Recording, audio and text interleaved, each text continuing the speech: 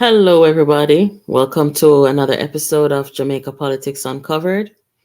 If you are a new subscriber, welcome. Returning subscribers, welcome back. I'm going to invite you guys to please like the live and share it with somebody. Let our friends know that we're on. If you haven't turned on your notification, please do so. That way, when we come on, you are aware that we're here. So, how is everybody doing? I hope you guys are doing well. Let us just give it a minute to let the thing load up before we start talk. Let me see who's here so far. Wow, okay. You guys have been here. Welcome, welcome, one and all. Greetings, everybody. If it's your first time, rock and come in. Make sure you're telling your friends about this channel, guys. And make sure that you are inviting everybody who you know, everybody who cares about Jamaica, everybody who is for equal rights and justice, everybody who is for national development, everybody who is for equality underneath the law. That's one of the reasons why we have taken on this case with Melissa Silvera, where the country was deceived into believing that she died of natural causes when it was not so. Okay. So, good evening, everybody. Good evening to all of our members. And Carlton and Sonia. I don't see Sonia yet, but Carlton, I see you. Carlton is one of our loyal members. Guys, if you have not received your membership yet, when you come on the channel, look for where it says join and you can become a member over here. Let us build up this community as it's very relevant in this time. So tonight now we're gonna talk some truth, some harsh, some real truths, and it doesn't matter to me how harsh truth is. When we're talking about truth, we're not making no apology for it, right? As long as we're not disrespectful and as long as we don't come with bad intentions, then the truth has to be spoken. So tonight we are gonna get into, let's see, yeah, we're gonna get into overcoming political deception. This channel's name is sorry, my mind is racing. I'm sorry. This channel's name is Jamaica Politics Uncovered, guys. So when you come over here, so you're going to expect to hear politics. You're going to expect to hear the truths, which a lot of people are afraid to talk, and the truth, which a lot of people are covering, right? Over here, so now, Jamaica Politics Uncovered, yeah? We don't come over here so come tell a lie upon nobody. Anytime we talk and we say allegedly, it mean we don't really know for sure. Right now, we're not going to say allegedly because everything what's going to talk here tonight is truth. So overcoming political deception. We're going to get in a little bit of history, not too much, so we can lay the foundation and build up to what we really want to talk about here tonight. Again, if you are just joining the live, please share it and welcome to the space, everybody. Right? So here we are. Election season, local government election, I want to know general election is on the horizon. And right now, I am saying Jamaica people them cannot take no more foolery. They can't take no more deception. The people them are so apathetic. If you guys have been paying attention, you will see how the polls, every poll that we have seen since 2020, you can see how apathetic the people of Jamaica are. And remember, we are a people, or our politics is a celebration. That's just how we do. We love our politicians and we love our representatives, especially when they're doing right by us. And sometimes even though those who are not doing right by us, People still worship them and people still loyal to them. But I see the paradigm shift happening in Jamaica where people are not feeling that way anymore. People are looking at the reality of what is before them. And people are saying, listen, dietedness now cut it anymore. This is a time for change. And this is a time to let people know that if you are coming to represent us, you're coming to represent us, you better come correct. And that is what the people are saying in being apathetic. Okay? So make we start here now with the deception. My father Banya and black man time now. These are phrases that have been used by the People's National Party who want to form the next government. Right? And make we start with my father Banya real quick. Listen, guys, make sure now like up a live and I share the live. So that's the people them know that we are here. We're going to bring in our correspondent shortly after I lay the foundation and get started here. So, my father Banya, a phrase that was used. A phrase that was used during a time when we had Edward Siaga and we had Michael Manley. Right? We all love Michael Manley, right? And, you know, my father Banya, Edward Siaga was not born in Jamaica. And so in most countries, the United States, for example, you have to be born in the United States. You got to be about 35 years old. There are rules to, you know, who can run for president here. And if you're born overseas, you better be born to a military family and be born because you're deployed. Your parents are deployed. That wasn't the case for Siaga. And so that became a thing, my father Banya, right? And it was good. It was great. We had music depicting, you know, the phrase. And Norman Manley, as we know, was born in Jamaica. Norman Manley was just a humble little countryman.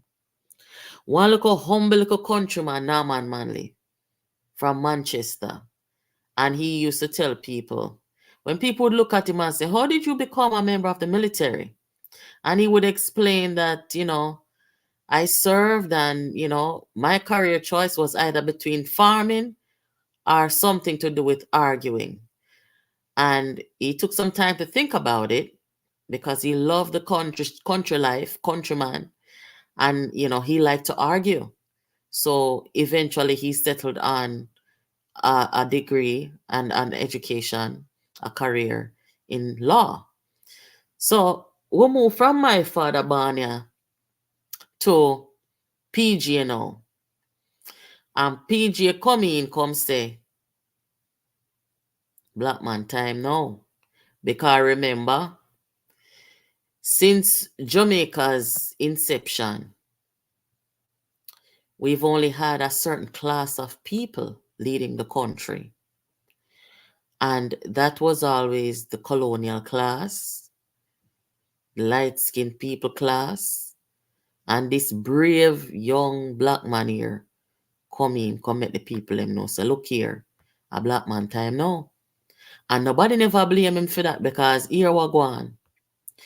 In a Jamaica, even then, majority of our population was people of African descent with features like PJ.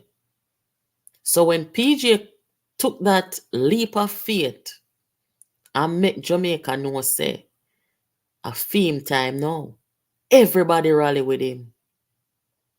And that's perhaps one of the reasons why he was there for so long.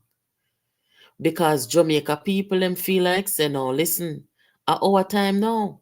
Because all these decades we've had people ruling over us, you know, who, you know, they're just they're from that class, you know, that colonial class, are descendants of it. And it was time now for the African people who were wronged throughout history to come and determine the future of this country, right? Now, make we go back to Michael Manley real quick. Michael Manley, yes, him father did born in Jamaica. But Michael Manley was so loved by the people for one reason. And that reason was he came to the people with a message that was kind of different from his father. I mean, his father came to say, listen, this is the People's National Party. His father was the first founding president. And him come and him said, this is the People's National Party. And what we stand for a party that is going to take this country from out of the hands of the colonialists. We are going to chart our own course. We are going to bring the Jamaicanness to the future of this country. That's the stance that his father took. His father even tried to make Jamaica a republic from way back them time there. Right? So Norman Manley started out on a clean slate. And as we know, he was not a wealthy man. Norman Manley was a man who, him tell a journalist say, when him first start out, him barely have money to buy grocery for him wife and him child. Right? So him put in the work and gradually became financially independent where he felt confident as a man, a father, and a husband. So them are not wealthy people. Them people are not come from money. Them come from humble beginnings, and they came from the class of people who wanted what we call smadification. Now, this man here, Michael Manley, come in on a more radical thing, because there was a lot going on in the world. You know, Jamaica wanted to be a part of that. He was popular. He spoke with conviction. Him never responsible. Nobody. Him just gonna talk, him talk. And what he stood for was for the Jamaican people now, the majority, the people that came from Africa. He came in and him said, look here, a time now for them people here, get for them share. I mean, it was kind of like a reparation language, but not really so, right? Because he want the people them to get land, to do their farming. He want the people them to get their housing, everything that what we call it, just the basic amenities of life. He fought for, right? And so he stood with Jamaica people and he made no reservations in saying those things. And that is why he was so well loved, right? People could look beyond the waves in his hair and the lightness of his skin. But nonetheless, his father was born in Jamaica, right? So that is what the People's National Party stood for up until this man here, right? And we know what happened with the destabilization of Jamaica because of interference and all of that, which we're not going to get into. We just want to lay the foundation now to come talk about the deception and the hypocrisy.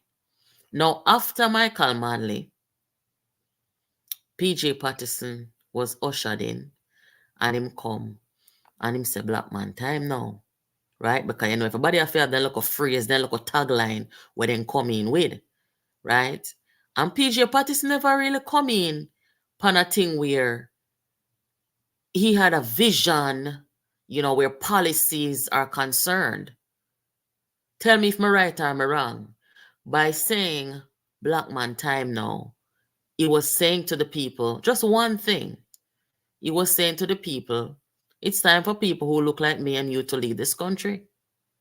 And I don't think anybody on this live would disagree with him, right? It's time for the people in Jamaica have a say in the highest office in the country. That was his word. That was his phrase. Black man time now. So gradually you can see that the People's National Party had their becoming, their moment of becoming, where they felt like we're going to give some credence to the black people of this country, which is the masses of the people. That's how Norman Manley started out. Now his son Michael Manley came and continued that. And then now the epiphany. PJ Patterson come now, and he represented the majority, and that was good, right? So now we come to a situation where PJ Patterson, during his time, eventually we saw a shift, and that shift came when the elite class started coming in, and this whole academia, you had to be really bright, and the money and everything, and it wasn't very blatant, but it was there. And so that's when you had the people at the PNP, the supporters and the members, them started complaining that, look, we don't feel good about this at this time. We are seeing a situation where only a few well-connected people are benefiting here, right? So the people them voice them concerns, but they played tone deaf. So now we had this situation happen under PG's leadership. I only know how this go, right?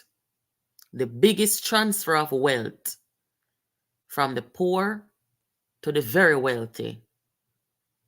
And this was just a very tragic situation.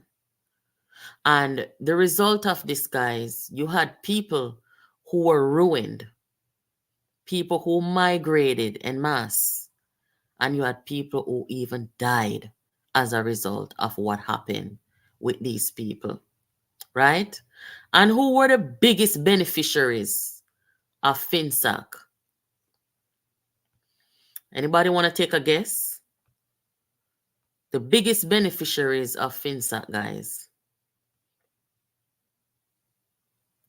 Give me just a second. Let me adjust something here.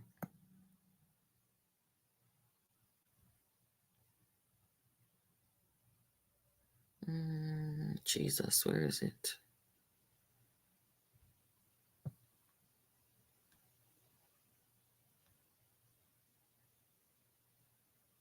All right, I'll figure it out later. Yeah, so the biggest beneficiaries of FINAC, here they are. And it came to a situation where the people them who lost the most and the victims of FINAC, they knew some of these people who benefited from their blood, sweat, and tears, but because they're politicians, people were afraid to name them, to say that they took my house or they got my house for little to nothing. These are the biggest beneficiaries of FINAC. Okay?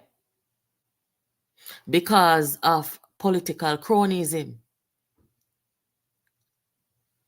And for those of you who don't know what FINAC is, anybody who is educated on FINAC, please talk in the comments. I'm not going to get too deep into it, right? So I can move on with the program. But just briefly, FINAC happened in the 90s, and it is one of the biggest assault, one of the worst assaults on the entrepreneurs of Jamaica and the businesses, right? There's a book called Too Black to Succeed in a country where the majority are Black people, right?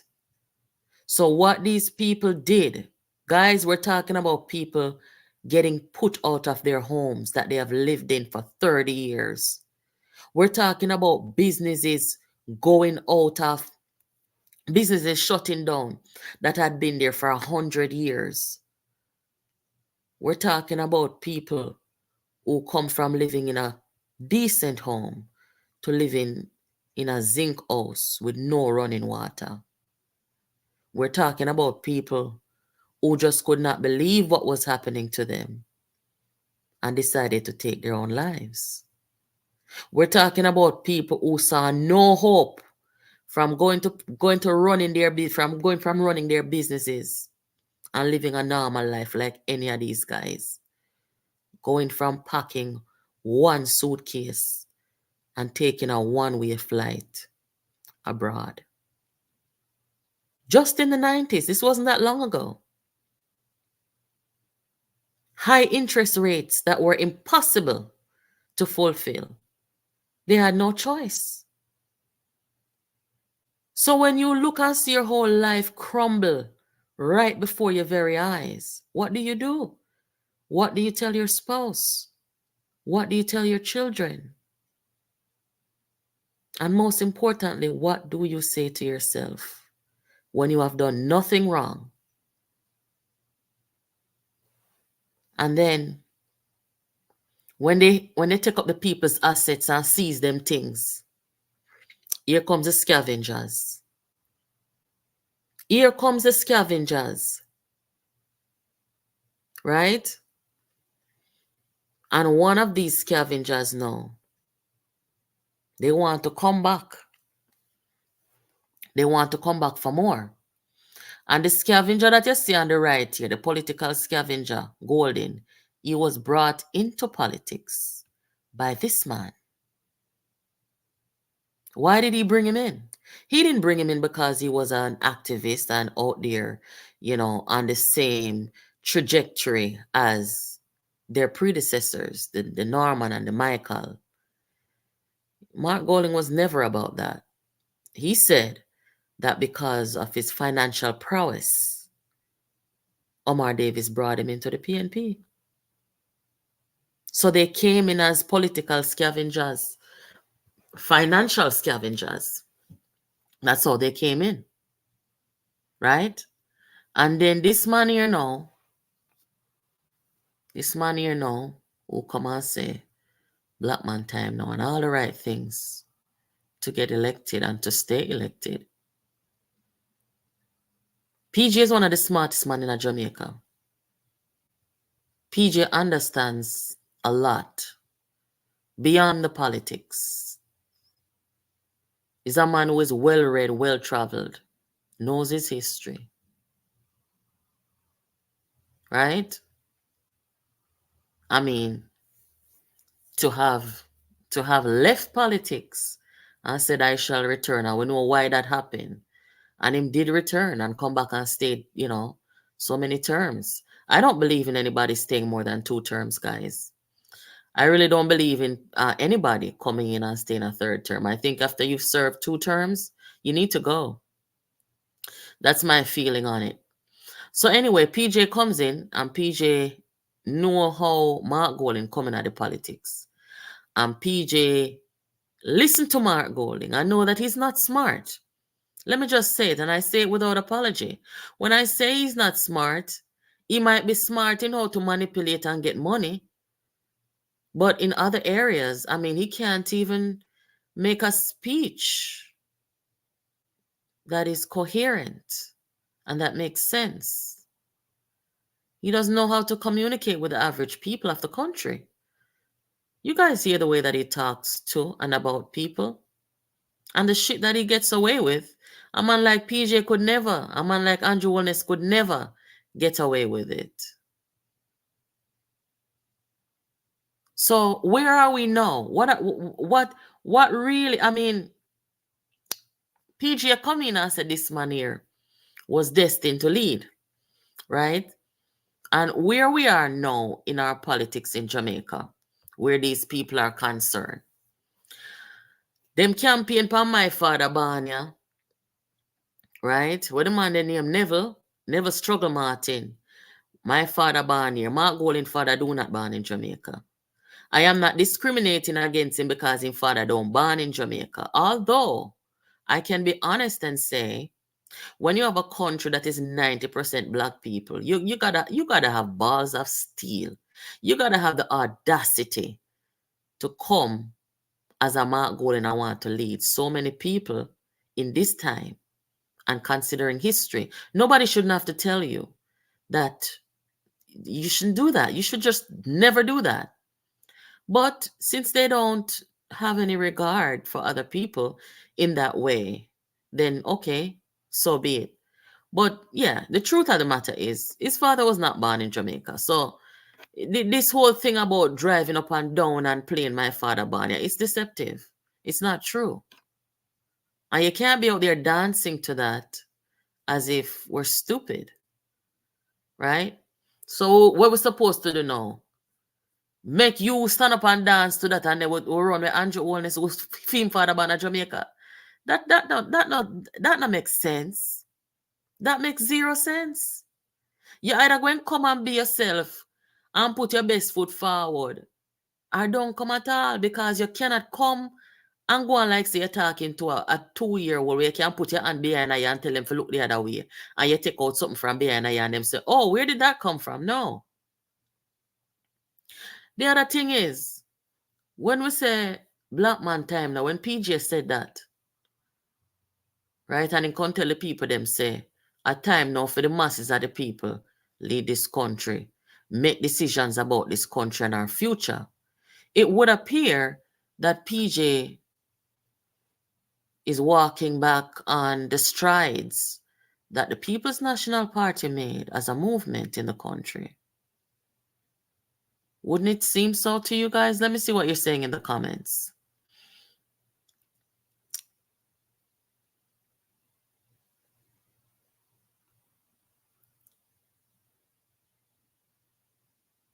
His bitterness tells it all.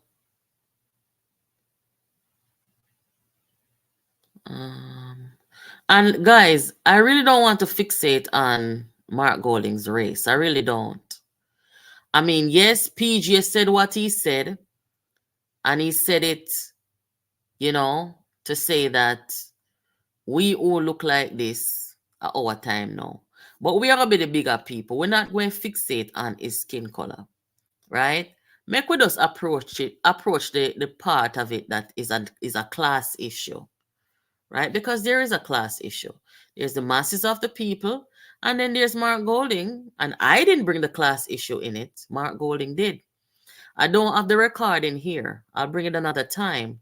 But the first thing that he said to a group of people when he came in as leader was beat him chest and say, me don't make my money already. Me a big investment banker. And me a big lawyer. He said those things. So he was the one who made it about class. He's a classist. And when people tell you what they are, you believe them.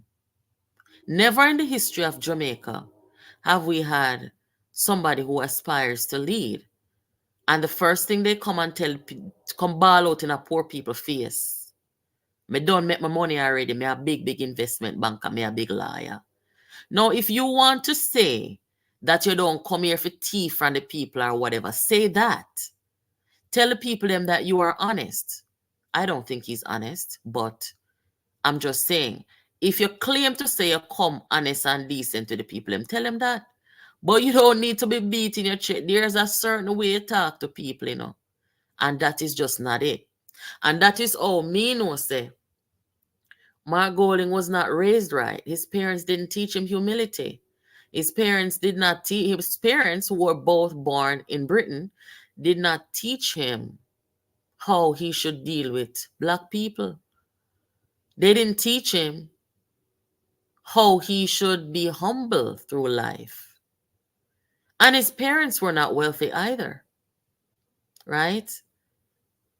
His mother was not a wealthy woman, and neither was his father. I think the rehab center, I don't know if it's the British monarch donated to have that rehab open, but I don't think his father did that out of pocket.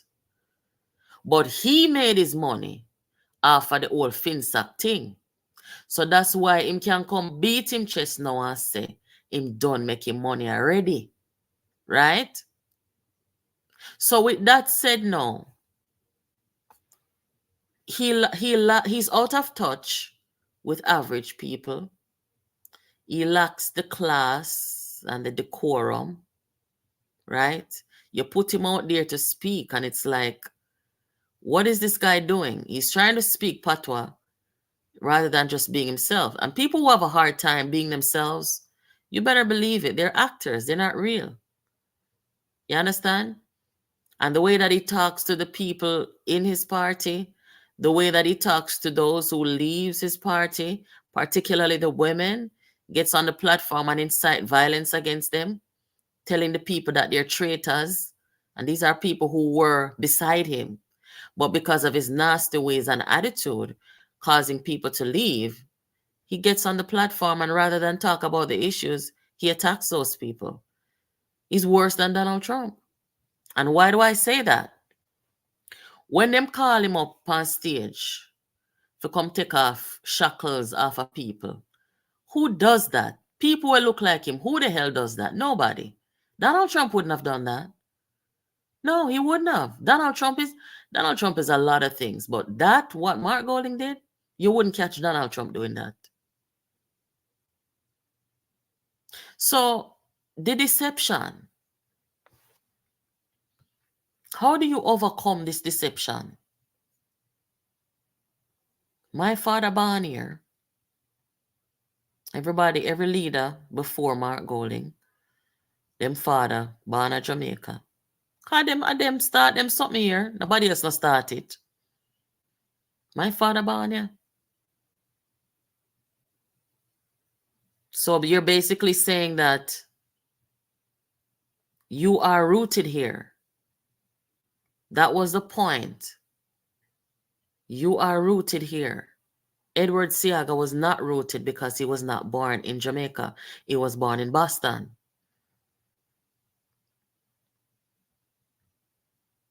And there's something very unique about, I mean, this is the case in any place. There's something very unique about having parents born in Jamaica because only they can tell you the stories of how we became, how we overcame. Only they can, if you don't have a Jamaican grandmother, you're not Jamaican. May I tell you that right now? Every time my daughter go to my mom's house, my mom lives like 5 minutes from me. Every time my daughter go over there, she come back home with a story. Mom, did you know this or did you know that? My daughter was born in America. She has a Jamaican mother and she has a Jamaican grandmother. And when she come back and tell me the Jamaican stories, I just smile because there's a beauty in being a Jamaican and having a Jamaican grandparent because, you get the real and true stuff. And I'm saying that as a Jamaican and as a parent whose child already learned so much from having that Jamaican experience. Even though she wasn't born there, we visit there often. And she has a grandmother who gives her that Jamaican experience, whether it's through her cooking. Because my daughter come tell me already say, me no make porridge good like our grandmother. And my porridge don't taste bad. Right? And I tell them them are hypocrite and wicked because the two of them drink my porridge.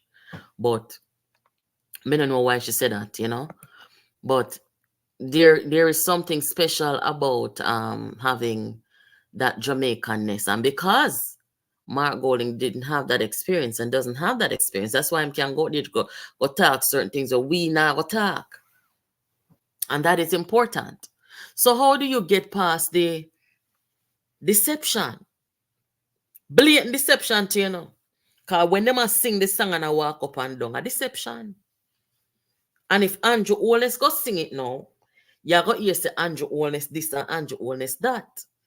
So if Andrew Holness go sing it, we can't cuss him. Because if man who for father no born here sing it, then why Andrew can't sing it? Him can't sing it.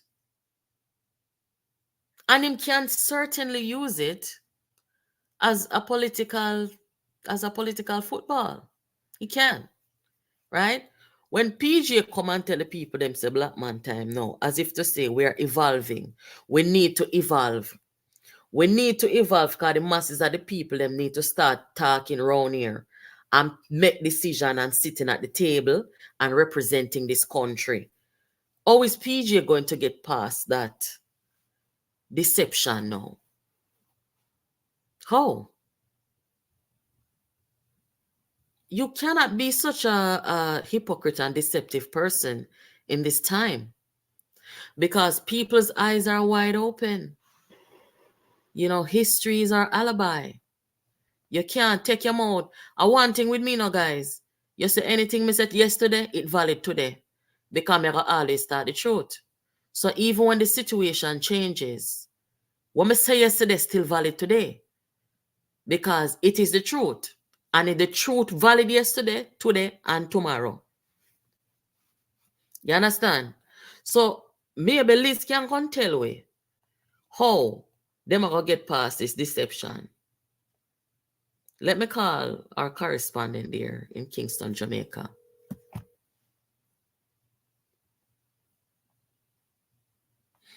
Good night, Liz. How are you? I am cool, but alright. Oh gosh, yes, me about the cold front for true. Rain. Rain and cold. Oh gosh. So Liz, come in pan this quick, you know, cause make sure so we put away a good 20 minutes for make you go down in this, you know. We'll go down in the history and lay the foundation and show the people them say, my father born here and black man time now.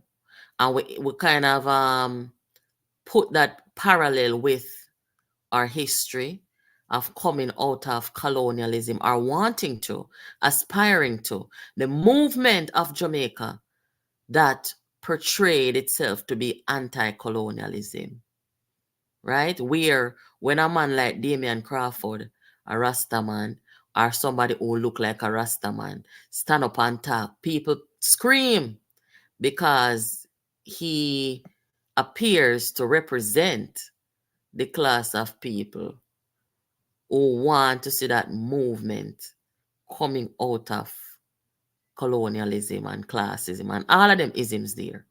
So how is it now? Tell me, Liz, is it possible to overcome the deception that we see going on right before our very eyes in the politics? Good night, everybody. Good night, Nat. Yes, it is. But before we do that, can I just say, Norman Manley was born in Roxborough, Manchester, black man. Margaret, blacker than midnight, mother. But I don't remember his father's first name, Manley. Michael Norman Manley, second child, born also in Jamaica. A black father, a white mother from England. The possibility to the deception started. The name of the song is a line from the song. The name of the song was The Message. Yes, we know that. Right. Neville Martin, right. Brilliant songwriter and singer. And the deception that came out of it, PJ aspired to be Prime Minister, President of the People's National Party. And PJ used a very deceptive means of getting there, that which was a shell waiver deal, $300 million US. Because of that, Michael took a decision that he would not be leading a government with PJ in power, still in power, although he was fired and went to the back bench. So Michael, earlier than necessary, retired or resigned from active politics in 1992. He could have gone on to 1995, but he chose so because of what happened. So we, as a people, we have been misled for quite some time. And therefore, what it means now is that the history, the real history of the People's National Party must be told to the people, whether them like it or not. And the only way to do that is for the members of parliament as played into the deception to fool the people that Mark Golin is somebody that you should elect. All right, so Liz, stick up in right there. So for the people who new to the channel, our correspondent Liz in Kingston, Jamaica. Liz, can you please tell the people how long you have been a member of this PNP movement? Okay, just give them a you know, forget them a history. Just tell them how long you have been and then pick up back where you were. All right, I've been I was a student at Melbourne High School in third form, 1972. I have been a member since then. Okay.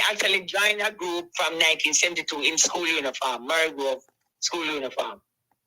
Okay, so you still didn't tell us a time. Can you tell us how many years, Liz, please? 72 to now. Okay, what heap of years? All right, continue. Yeah. So the People's National Party evolved from a meeting of workers into Norman Manley brain while he was on the waterfront. It is a fact, and it has been proven precisely and concisely that he is the founder. No other person was ever there at the time. He conceptualized the national anthem. But fast forward to the present situation, when the man who should have been playing the role Mark Golding is playing should have been Peter Murcutt Bunting. Because although he did 14 years as Prime Minister, 14 years as party president, P.J. Patterson wants to destroy the People's National Party. He wants it to erase it. Why? Because he was fired by Michael on the incident of the U.S. $300 million shell waiver. He went home, and while at home, his mother, Ina James, was living with him, and she knows the history of himself and Michael. Therefore, when she heard what happened, he wanted her to see him sworn in as Prime Minister, but she died 2 weeks before that could happen. And from that incident, PJ blamed PMP, Michael, Peter Phillips, Ellie Matalan. Those are the person he blamed. So PJ wants revenge, and he wants a destruction of the People's National Party, erasing the Manley's name, legacy. The man who should have been in the shoes should have been Peter Murcutt Bunting. Liz, you know, so me find that hard to believe though. I mean, me not say yeah tell lie no, but me go tell you, hold on there. I find it hard to believe say somebody who I have always thought was a smart person. Me not talk politics, you know, just a human being who is a smart person. How would PJ ever think in his mind that it was possible to destroy a movement that's 80 odd years old at this point in time? How could he? Okay, as I said, he wanted to his mother, Ina James, to see him sworn in as Prime Minister of Jamaica. She died 2 weeks before that happened. Okay. Therefore, he blamed the PNP, Manley, Joshua in particular, because the father was not alive anymore. Joshua, Ellie Matalan, Peter Phillips, right? Those are the persons that he blamed for her dying, not excusing himself from what his action actually did that led to her. Because she was elderly, she was ailing, so she could have just died of natural causes, and it had nothing to do with his being fired. But because of that, he has never, if anybody has a copy of the book, you don't have to buy it, borrow it and read it, My Political Journey. He never, ever have forgiven the People's National Party, Joshua, Peter, Ellie Matalan. He has never forgiven those persons. Therefore, because his Michael's father, Norman Manley, took him from England while at Lincoln's Inn Bar doing law, Norman heard of his skills as a youngster and sent for him. He came home, and Norman introduced him to the politics and sent him to Western Jamaica to organize. So PJ sees himself as a chief foundation of the People's National Party. And he was hurt. That is his opinion. He was hurt by what transpired in 1991. Because in his book, he said that Michael destroyed his reputation, and Michael did no such thing. All right. So out on this journey to destroy the PNP. All right, now. So Liz, do you think that the PNP as a collective can get over? I mean, most people today who are, me not talk about the one them where just go come in, come vote, and the one them under 30 and them something there. But most people would have known about these two unforgettable phrases that were used in politics by the movement. My father Banya, black man time now. So with that being said, and with Mark Golding now, who I don't think he has any personality or even a political identity. Huh? I don't think he has any personality or political identity. But besides that, with the situation the way it is now, with the apathy in the country and everything like that, do you think that they will overcome the blatant hypocrisy of my father Banya, Black Man Time, which Mark Golding is not any of them? Yes, as I said, history, once Marcus said it best, a nation without knowledge of its history is like a tree without root. I know that tree without root can't stand up. The People's National Party, at its core membership, is fully aware of the history. But because of PJ Patterson's, them seem as a power broker in the party. He's running the party actually, and he's running it through Mark Golding, because the man who he was going to use, Peter Murcutt Bunting, after he lost the race to Dr. Phillips, who PJ wants to host. And all right, Liz, make we forget about PJ for a second. Just tell the audience. Just tell the audience if you think, just tell the audience if you think that the party as a collective can overcome the deception. Because would you call this a deception? The My Father Banya Black Man, is that a political deception? In the present scenario with Mark Golding up front, it is, because his father, himself, none of them were born in Jamaica. So it is a deception. But it is playing on the vulnerability and the gullibility of the masses. Who is, you see, it was strategically done in 14 years to separate the people from them history. The true history of the PNP, the true history of the PNP being the party that built a nation called Jamaica. That was strategically done. Committees destroyed internally in the PNP, the destruction of the removal of the common entrance, giving away of the destruction of Air Jamaica. All of those affiliates with Norman Manley. So it has been strategically planned. But what it needs now is somebody with a gumption. Somebody, are the MPs, there are 11 of them. There are 11 of them. So Liz, let me ask you this. The Rise United movement, because somebody comment here, one of our friends here said the party can only overcome when they get rid of the risers. Can you tell us what is the risers? How would you define the Rise movement within? Because they want people to believe that it was just a campaign slogan, but we saw the leak and we saw that this was a movement who set out to basically pull down, destroy the PNP as we know it for 80 odd years. So right now, with how they're leading and they look like a third party trying to gain national political legitimacy. How would you define these people? Okay, I'm going to say it again, but you're not going to like it, but you asked me a question I have to answer truthfully. Rise United movement did not happen overnight. The puppet master is the one who created that name, because that is the name that they had expected to erase People's National Party, that the man is on a destructive path, destroy the People's National Party and replace it with Rise United movement. But somehow they cannot get control of the People's National Party.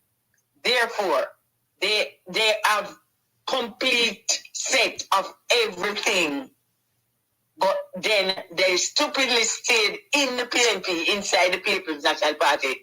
We call it wolf in sheep clothing, right? Mm-hmm. And the people, the emerging by the will of God again, is a group of comrades called the PNP Resistance, who has kept the nation informed and focused on them. Therefore, the deception has not grasped or get control of the People's National Party. So, and because of that, they have decided to use another route, right? So Liz, they are. You know, you have a couple of people on the Rise United, in the Rise United camp who would cuss Venetia and say, boy, she a traitor. Mark Golden being one of them. When Venetia Phillips said that she is leaving the PNP, and we heard the voice note that she put out when people were calling her and saying that, you know, they regret to see her go, and other people who were angry with her. When she say, this is not the PNP that we are used to, and that is the first reason why I'm leaving or why I have left. I mean, based on what you just said, the PNP has been erased by the Rise United movement. No, the People's National Party, as I said earlier, the People's National, the attempt, because the first time the name, it was Mark Golden is being instructed.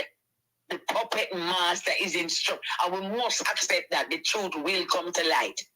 Mark Golden first introduced Rise United movement at Jamaica College, the school attended by Peter Phillips, Michael, and his father, Norman, at the auditorium the Saturday after the 7th, when he was bogusly inserted as the leader.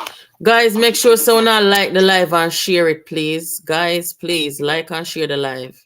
Go ahead, Liz. That is when Mark Golden publicly at that JC meeting where there's going to be the election for chairman and general secretary. That was where Mark Golden first introduced the name, because he was instructed to introduce it there, and then the person very calculated, and he introduced it that when a council candidate now in the Cassia Park division, Sona Gonzalez Montague, came to me, because we know each other for years, and said to me with a big smile on her face, we are no longer, no, exact words were, we are now we have a movement, and our name is Rise United Movement. So there and then the first attempt publicly to erase the People's National Party was made and introduced, but nobody paid it any attention. And so it continues to foster and fester. Fester. Yeah. But it's having serious issues, because what seems to be happening, them say what? Failure is inevitable, but giving up is treason.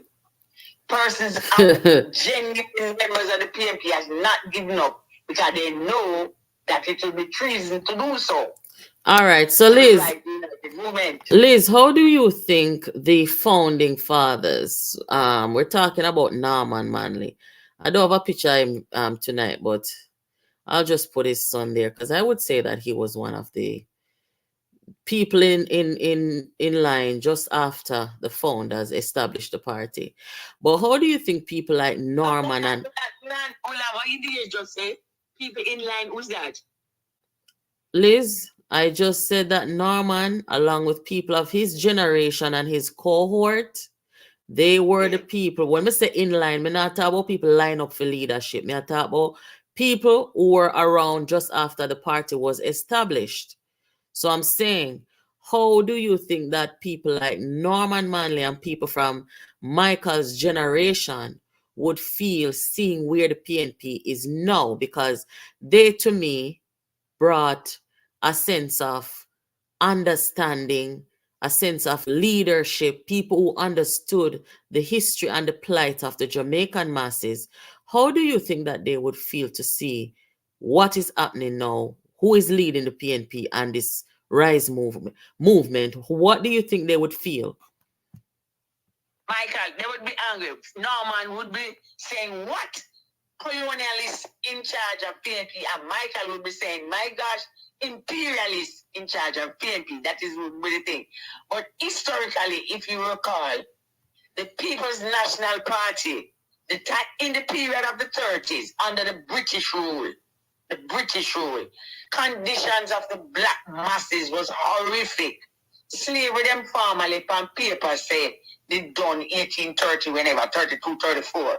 But the living condition, sugar workers, etc., it was inhumane, it was terrible, it was living in hell, working in hell. And so Norman Manley, who at the time was traveling around the country, seeing the sights for himself, being a brilliant legal mind and being a mediator between the British colonialists and the Jamaican workforce, British, but mainly at the time, sugar workers, seeing those things and see what the people were experiencing, said to himself, and then in 29, the black man, Marcus Messiah Garvey, formed the People's Progressive Party, PPP. Norman listened to the speeches by Marcus and was impressed.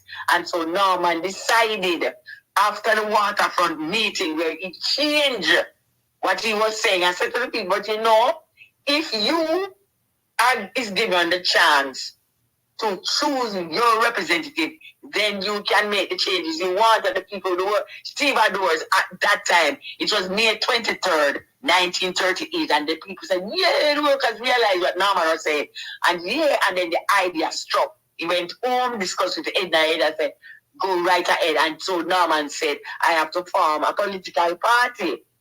At the time, his house was a meeting point for the persons in the activism in the country, in terms of the Greta Fowlers, the Neda Soul, the Aggie Bernard, Louise Bennett, some other people from nurses, doctors.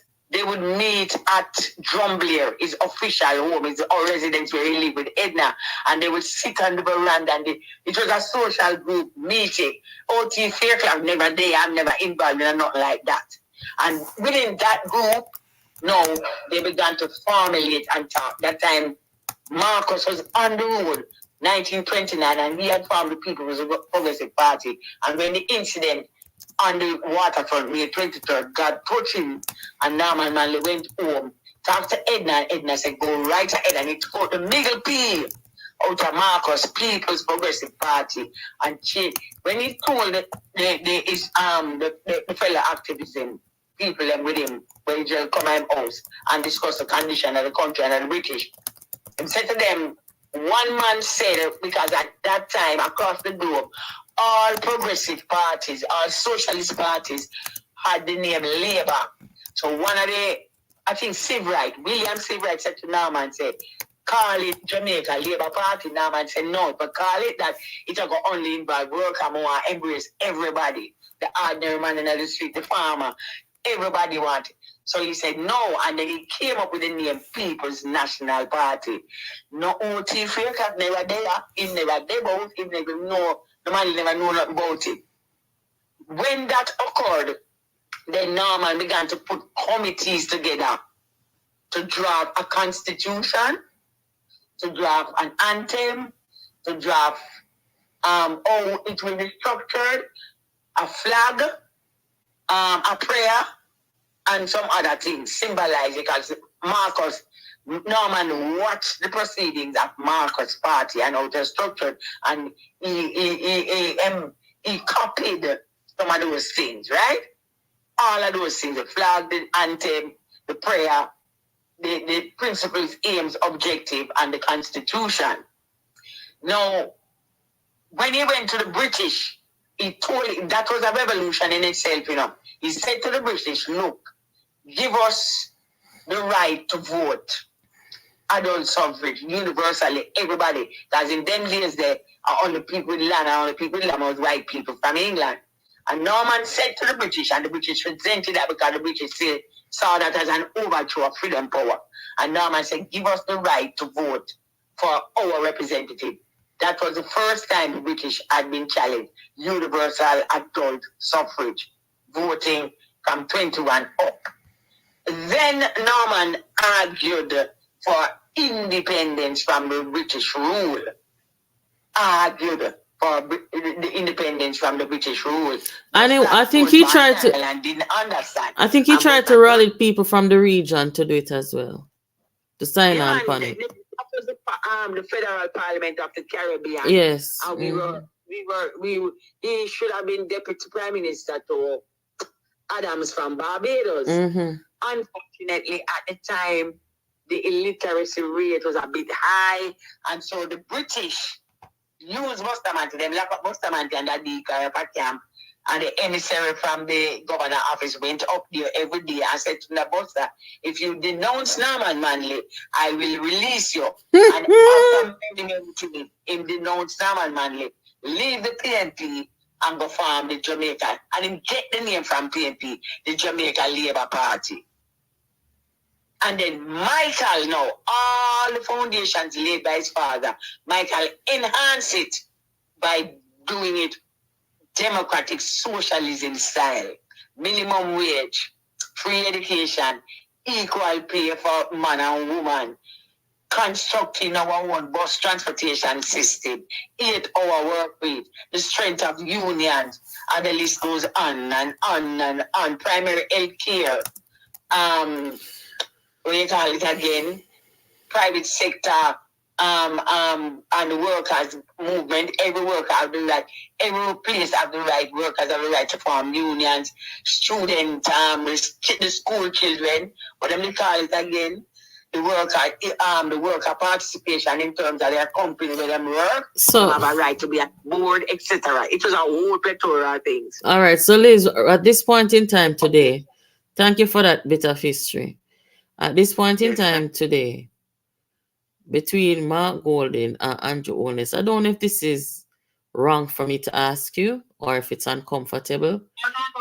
Anything, man. Okay, so between Andrew Holness and Mark Golding, as a PNP, as a veteran, one of the longest serving members of the party, between Andrew Holness and Mark Golding, Liz, which one of them you trust for lead Jamaica? Okay, I'm a Jamaican born. I grew up in the politics. As I said, I've been educated in the politics. Now, the country must. I won't be voting for the first time in my life. I'm at home, but I will not be voting because I do not have a PNP candidate in the local government in my division. However, the country must trust its people, its native. They must look at the circumstances. They must listen and watch the action of these men, right? Andrew Holness must be given the nod, and decisively so. Why do I say that? Andrew Holness, on a no, him lie. Lord Jesus, Liz. He's a Jamaican. And he's at home and making efforts in other areas, but he's a Jamaican.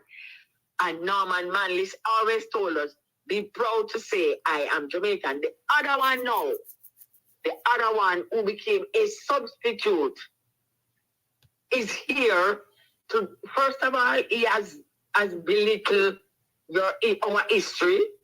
He has no respect for our national symbols. He don't believe in us as a people. He has destroyed over 40,000 lives with the FINAC. He has attacked our females, especially the female who at 18 took up a successful political stance in apartheid backyard, South Africa, November 27, 1993, when she called for a boycott. If they ever changed the media attack on the black, beautiful Miss South Africa, Lisa Anna. He has told the clerk of the house that black woman, Natalie, she was Natalie Nita at the time, not him don't want her sitting behind him. He has no regard for, he believes that,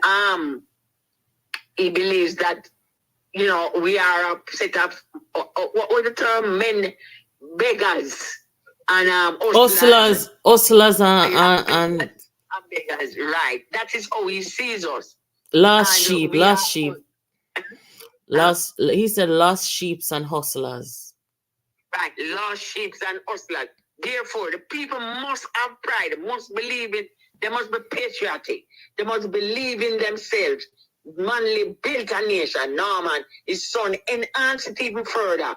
They have seen where the black pride has taken them from a crash program worker to a homeowner $25 a week to a homeowner. Therefore, we cannot recolonize or reverse and put ourselves back in colonization under a British fascist. So we must go with the Jamaican. And then when we go with the Jamaican, that will force the People's National Party members who knows their party history to make a decisive decision to remove the Englishman man. Because he don't have no connection. He will never connect.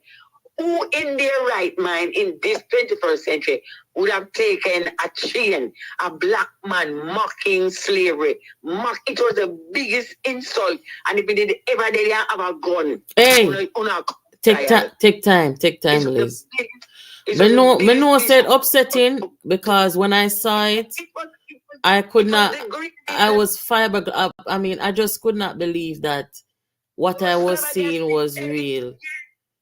I see God, customer never sickness, but God, and God don't like ugly, and God thinks a big stone ugly.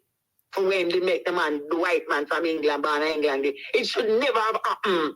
No, in the history of the People's National Party, it should never have happened, and where it happened again in concrete, in jungle, South St. Andrew. Historically, man, gosh, Mr. Ozin, Anthony Stalin. So you not think that Andrew Wallace would have do something like that for political expediency or political mileage? No, Andrew, maybe all right, there's a picture, an incident. Andrew, a lady hug up Andrew, and Andrew hug her up tight. And in another picture, the white Englishman, man, the lady hug him up. Lord God, look, I'm going to want to find it this way. If you ever see him look on the woman and scan the woman. Mm-hmm. So where you say Andrew would sometimes people do something for political mileage and you have to wonder to yourself. Me no feel say Andrew would have take no chain if him in opposition and he want power. Right? Mr. Andrew talk some things to people and not he was a very good opposition, I think. He didn't miss a beat. Everything people do, him always there and talk him for talk. And remember one time when him go off pan bunting in a parliament and he was a good opposition. But me not the whole shackles boy, Lord God Almighty, when me see it, me couldn't believe it. It was slavery. Come here and say, why Dayton Campbell? Dayton Campbell make him do that something there, And I say, why Dayton Campbell never take off the chain off a big stone instead of make Mark Golden go up there, go take off the chain. Natalie, not chain. Slavery. Shackles, I'm sorry. Slavery is worse than the Holocaust. Slavery is worse than the Holocaust. And that's why when we hear people talk about them want money for what happened in slavery. In slavery, British sailors, Morgan and the other one, over Port Royal, tie up a black pregnant woman. One bed say the baby's a boy. The other one bed say the baby's a girl. The baby must either be a boy or a girl. That was the British. And them bust our belly. Oh God, all right. Remember, say we can't say certain things, Liz. Be careful. So when Mark Walling do, Jamaican people don't go to the poll, vote against every rice candidate. Every rice council candidate. Vote them out. Me don't know if you don't know the whole of them, but vote them out. Don't give them. Vote for authentic PMP, Manley Heights, Dennis Garden, Waynett, what's your name in a Franklin Town, in a Alman Town. Vote. Because if you don't vote for they vote for the independent to Purcell, don't vote for Lydia. Because she's a riser and so them do with her. If you don't go there and vote, if you don't believe say God, Jesus is a socialist. And if you don't think Jesus is a socialist. Yeah, go vote for any rice council and see what happens to you. If you don't go get sick bad. See that them thing there. And now if you look on Big Stone, Big Stone need to go fly go a Sloan Kittering. Yeah, man. Fly go which part? Which part him for fly go? If you go Sloan Kittering, Kettering, Oh. one of the best cancer hospital in the world. Oh. the man go. Him can afford to. Lord Jesus. I never forget that, and it was done in the name, I tell you, man, somebody asked if you did go Cuba. Real Scavs, why do you ask that question? Before she answer, why you ask if she go Cuba? Yeah, so 6 more days, guys. 6 more days before the local government election. And tonight, if you're just, guys, look here. May I stop reminding you to like the live and share it, because that is a part of the routine here, as we should already know. Those of you who are just joining the live, we are here tonight talking about the great deception and, whether these people can overcome that blatant deception in the face of the Jamaican people. My father Banya and Black Man time now. Can these people, or will they ever overcome this type of deception? The PNP can and the PNP will. I am asking to be excused now because I think the other Yes, man. All right, Liz, thank you as usual. We'll talk again tomorrow. Take care. Yeah, man. Yeah, guys.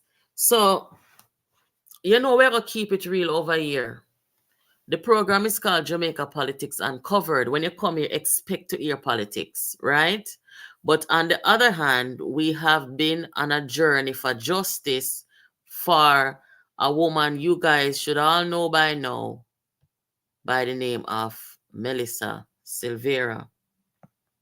Melissa Silvera died, according to these people, in her sleep from aneurysm, little bit of blood on her nose, and all these things where them come tell the Jamaican people. And when you check it out, this thing here end up to be a murder cover-up, guys. So when you come over here, you're supposed to hear politics. And, with what happened to Melissa, it now become, a political and also a death, untimely, a deception by the same political party will cover up what happened to this woman. And had it not been for an autopsy and ballistic reports, we would not have known the truth. So the question now is to the Jamaican people, are these people that should form a government? This woman, for those of you who don't know, she grew up in the PNP. You have to say born in the PNP, grew up in the PNP, because her mother, Leslie Davis, made huge contributions to the country and the party. And if they can do this to her and make she end up in a box, in a body bag, in a casket prematurely, and I go come tell the people about say, the woman died from aneurysm, the woman died in her sleep. God Almighty, and them know say a gunshot. Are these people to be trusted? This pissed off a lot of people. It angers a lot of people. Mother of 3, how could they try to cover it up and cover up such a thing? And their failure to disassociate from the man in custody, her husband. Their failure to do so tells us all we need to know. According to the report, the ballistic report, he's gun matched. And the autopsy tells us that Melissa was shot 3 times. And this is what the police saw when they went there. A woman who was brutally and viciously attacked, bleeding out, left to die, and found by her son.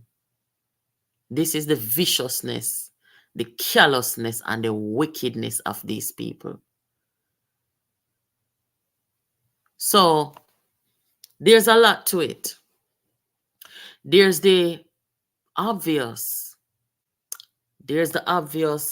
deception. The obvious deception of this thing here, where them come say, Black man time now, my father Barney. right? And the same people them who cover up Melissa's murder. And them a come deceive the people. And them know them father don't born here. Right? And the man PJ here so who come tell the people them about black man time now. Him come now. I tell the people them something different. As if to say the demographics in Jamaica changed so drastically that it's no longer relevant for where him come talk. Right? So guys, there's a lot to it and we're here for it. That's what this channel is all about. Jamaica Politics Uncovered. We want to highlight and we want to see the good stuff. We want to see the development of the country and the people. We want to see honest people coming to represent the people. Not nobody who's going to cover up murder, guys. Come on now. Not nobody who will come and disadvantage, brutalize woman. We don't want nobody who will cover up these crimes, guys. This is a major political party, and this must be taken serious. So we're going to leave it on this note tonight. Justice for Melissa, as we have been saying here, and the movement and the journey for justice for this wonderful woman and mother and daughter of Leslie Davis. Her mother died just 6 months before she was brutally and viciously taken out by people she and her mother trusted. Right? This man here, he's her godfather. And when he heard what happened to her, he made sure that the autopsy was done with a sense of integrity, appointing a retired, experienced pathologist to oversee the autopsy. So at least we can have a little faith in the autopsy, knowing that what they reported is true and it was not swept under the rug and they were not bought out. So we hear what they did to Melissa. And then them cover it up, them put out wrong information, put wool over the people them eye. That's even Valerie Nita, a reputable criminal attorney, could have come out, come say aneurysm. And we know today it was not so.